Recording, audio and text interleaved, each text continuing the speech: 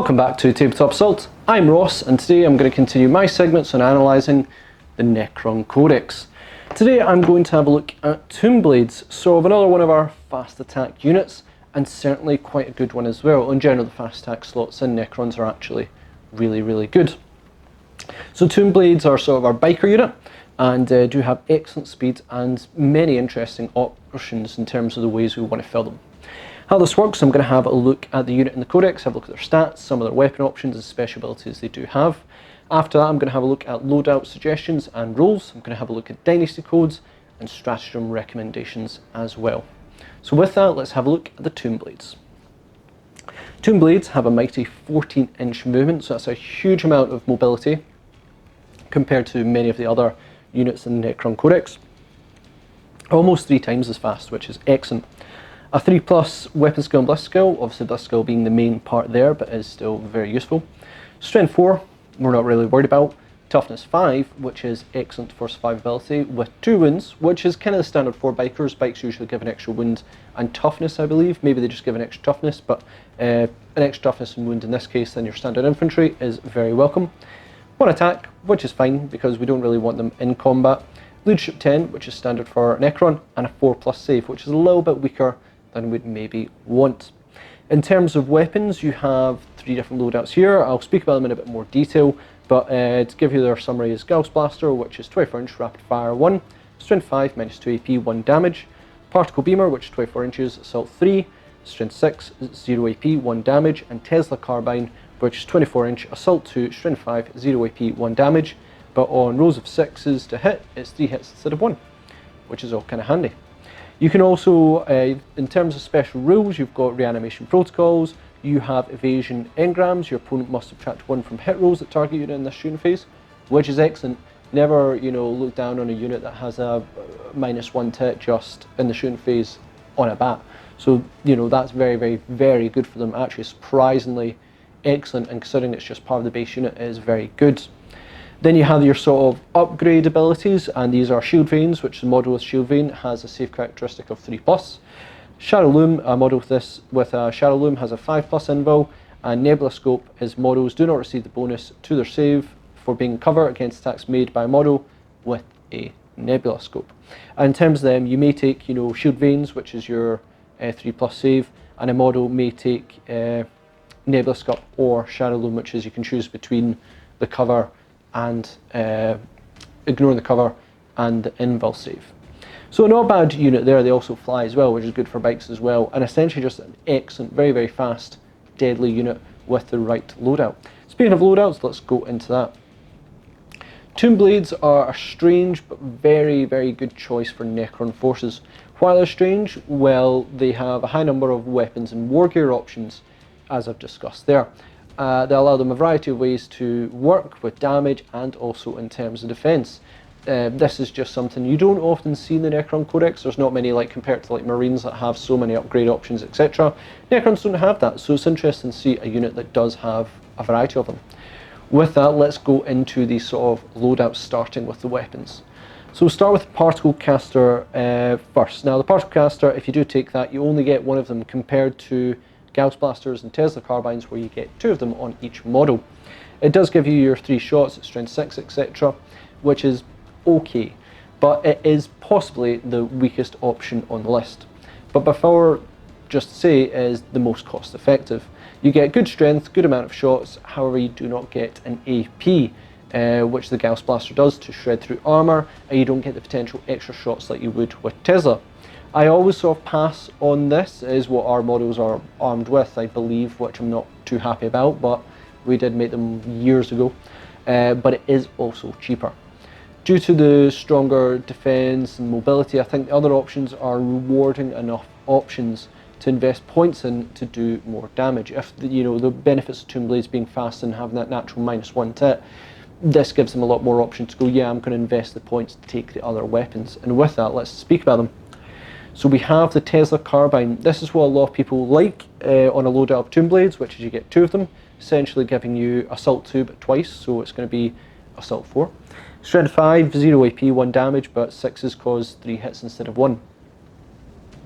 So yeah, that's what a lot of people like on Tomb Blades, with them being, you know, 2 apiece. Just gives you a solid amount of shots, and potentially a lot of them with a decent range, and you don't need to be in rapid fire range or anything. It's just simply, you just need to target a unit. The obvious buff for these does not work, my will be done, as that only affects infantry, which makes, you know, a very, very interesting choice between Immortals and with Tesla against Tomb Blades with Tesla. Just because obviously you get, you know, an easy my will be done unit with the Immortals. Though for every, you know, 2 Immortals you have, Tomb Blades essentially do it in 1, with 2 wounds, better toughness, -1 to hit, better speed. It's just a very, very interesting comparison. However, it's the next weapon option that is actually my personal favourite, which is the Gauss Blaster, which is your rapid fire 1, strength 5, -2 AP and 1 damage, and you do get 2 of them, so essentially rapid fire 2 per model. So if Tesla, as we know, is a horde killer, this is more your heavy armoured killer. Good AP ensures going through armour, you have the speed to get in rapid fire range quite easily, you also have the fly word to get out if necessary, giving, you know, in rapid fire range 4 shots per model, which is not bad. Along with 5 keywords, you know, you get out of dodge, which is always good. It makes these guys a quick respawn team to some dangerous units and really can put the hurt on them. I like this loadout a lot. I personally think it's my best loadout. It does demand you to be close, but to most targets, and that may be, you know, a consequence in itself. But there's so many ways for the Tomb Blades to counteract that if they need to. So generally it is quite a good option there, and I know a lot of people are going to debate me probably on that one between Gauss Blasters and Tesla Carbines. Next we'll go into their sort of defensive upgrades, or, well, not Nebula Scopes are not defensive, but they're upgrades in terms of other options. So Nebula Scope, this is not a bad one, but certainly not the best of the upgrades. Why am I speaking of this first? If you're wanting to use these guys for speed to target some deadly backfield units that are completely entrenched, then yeah, this is a nice option. 18 points a unit of 9 is not a big investment. Equally, you can use the stratagem to do the same effect essentially, but that's using up a command point. It will depend on your opponent's playstyle. Certainly if I was playing David as Imperial Fists, who loves sitting entrenched, like castled up and everything, getting buffs, etc. So I would almost always take this because I want to limit his saves as much as possible, but it just does depend on your opponent and overall priorities. Cover is not as prevalent as it used to be, so it's kind of debatable on that one. I know most people usually forgo Nebula Scopes, but depending on your opponent, it may be necessary. Next up we have Shield Veins and Shadow Loom, and I'm going to speak about them both in the same paragraph here, well, paragraph as I've written. So this comes to the important switch up: Shield Veins versus Shadow Looms. Improved arm save versus a 5-up invul. This is again dependent on what your opponent is fielding, but overall I think to me a Shadow Loom with 5+ invul is better, and this is kind of why. This is slightly tough. With multiple wounds unit, you know, things like Plasma would love to shoot at these guys. Though the -1 to hit does make it a very, very big risk, but there's plenty of things that do multiple damage, which to just shred through these guys would be very helpful. If they've got very good AP, such as -3, then yeah, you know, or even -2, this is going to be a worthy investment, because instead of having a 6-up save, you're going to have a 5+ save. So that is obviously a lot better. If your opponent plans to use small arm fire, then that'll be an interesting one, because defensively small arm fire is usually only damage 1, may have no AP, but it's -1 to hit, toughness 5, 2 wounds, so it's going to take a fair amount of small arms fire to do so, and with reanimation it may not be effective. So that's why if you are getting targeted by small arms fire, maybe take the Shield Veins for 3+ save. But I think your opponent may not want to use small arms fire against them, because there are so many ways that they've got a bit more defense than other units there.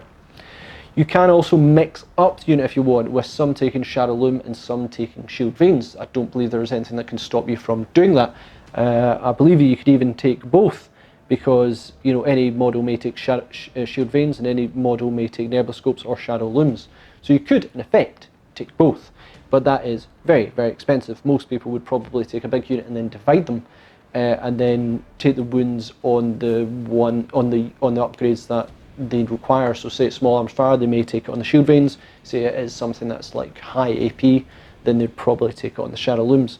I usually try and stay clear of this because you need to be able to distinguish the models really to make sure you are playing fair. Even a mark in the base, just, one maybe with an L, one with a V, say Shadowloom, one saying Shield Vein, will help. And I think generally, if you want to get the most out of Tomb Blades, this is the way to go. Just mix in, 5 of one for another, or vice versa, or whatever the unit is comprised of. But just make sure you are playing fair. Know which model is which one, and just try and make sure you know which ones are dying, etc. Also interesting, if you need to do reanimation protocols, you need to be right, this are the ones with Shield Veins, here's the one with Shadow Looms, you do need to roll them separately. Could be sort of bookmaking nightmare on that one, just trying to remember which one's which, but I think it does give them a whole bunch of options and survivability. Dynasty Code traits, there's really one that does make the big difference here, which is Mithrit. Solar Fury. Each time a model with this code shoots an enemy unit that is within half range of the weapon's maximum range, the armor penetration characteristic of this weapon is improved by 1. As extremely good, this is an extremely good code for Tomb Blades with their ability to get up close quickly and get out of combat if it proves to be too close. You can find that extra AP may happen to be, happen more often than it would with Warriors or Immortals. On Ghost Blasters, -3 AP may be a little bit excessive, but certainly it will be helpful. But on Tesla or Particle Beamer, it is just fantastic. Even a single AP makes a hell of a lot of difference to remove casualties, and if you take either of those options, then this is almost mandatory. Only thing I'd say in that one is with Particle Beamer and Tesla Carbine, you don't actually need to be in half range to get the most out of it, compared to Ghost Blaster, where you kind of need to be in rapid fire range to do really well. So it does force you to be a bit more closer than you need to be, but the reward of -1 AP really does make a heck of a difference. Stratagem recommendation, we're going to start with Solar Pulse 1 command point.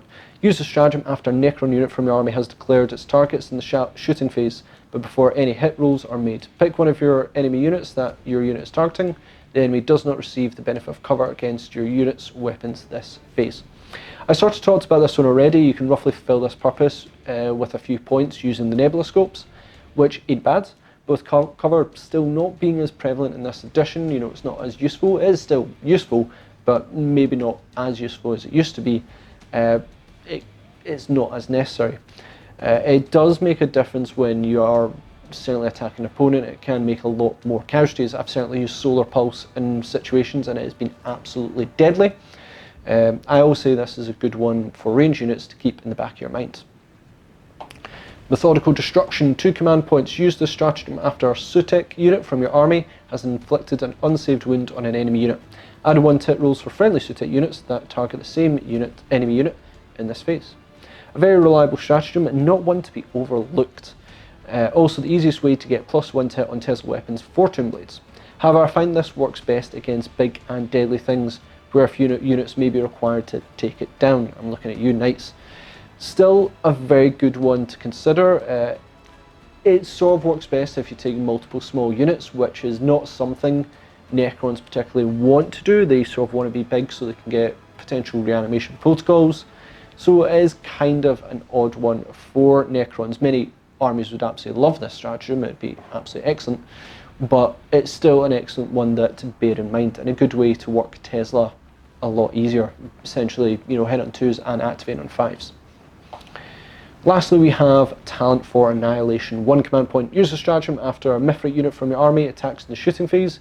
Each time you make an unmodified hit roll of 6 for that unit in that unit, you can make 1 additional hit roll for that model with the same weapon against the same target. Not one I really like, as it usually only adds a small amount of dice, but it is cheap for 1 command point. However, as these guys are reliable to get a bunch of shots because they can have potentially rapid fire 4, if they go Gas Blasters, they do have Tesla Carbines shooting 4, the Particle Beamer shooting 3.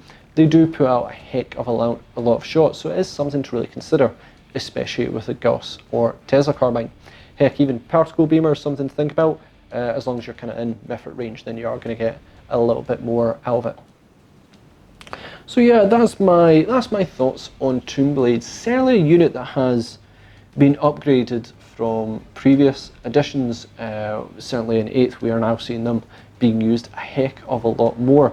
They just offered a huge amount of range, good defense, and a lot of shooting for a fairly good unit, and one that you can tactically think about quite well. So it's one of the units I heavily do think investing in.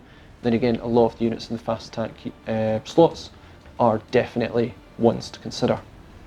So thanks again for watching. Please comment, share, like and subscribe. I'm interested to hear what people think of Tomb Blades. What upgrades do you take on them?